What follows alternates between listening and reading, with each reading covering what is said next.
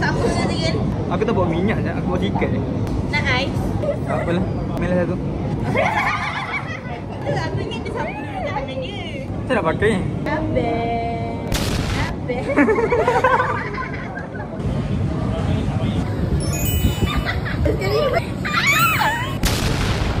Very coquette. Kemeja.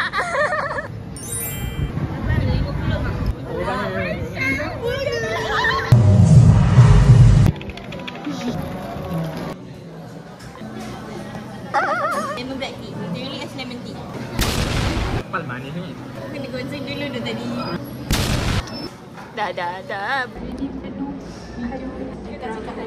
Part 2 ke part 3 siwa tu.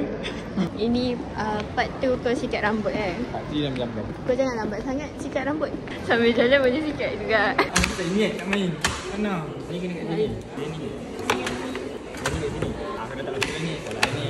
Sikit lagi ya guys. Ni. Aku say inflasi kan pasal monetary policy. Polisi game. Hari ni aku tetap monetary policy. Kenapa bagi diri satu parking dekat rumah? Ya tu. Patut dia jual parking. Dengan orang yang parking sebelah aku, kenapa kena rapat belah kanan dan di sebelah rapat belah kiri? Macam tak keluar? Abang slide aku lambat. Slide teruk. Maksudnya kau rajin bekerja sampai dia dah naik. Dia tingkatkan ni. Ya, betul. Betul. Aku punya Dengan ini meeting kita berakhir. Adalah. Kisahnya saya jual kapal diri. Pak Cik. Apa emo? Imo lah.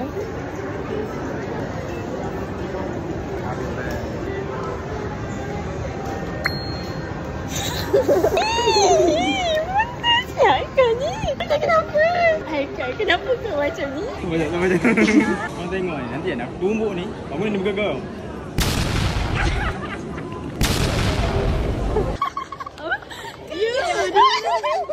Bye. Guys, hari ni kita orang dekat Teka kat mana? Teka. Ni bukan dalam Malaysia tau, luar Malaysia. Adalah kat Salama Bridge. Wow. Hello everyone, so we are in the car. We are waiting for Aisyah to fix her studio. We want to gerger already. Korang ada energy lagi Aku lagi. Aku ada lagi. Dia yang penat di kaki, bukan mulut. Baik, kau jangan diam, Bat. Apa tak ada recharge. Bat. Tadi dia kick kau dah kata dia. Kau keluar kan? Jalan. Bat. Kau jalan sekarang. Aku call. Okay, bye-bye. Orang depan. Boy. Bye-bye.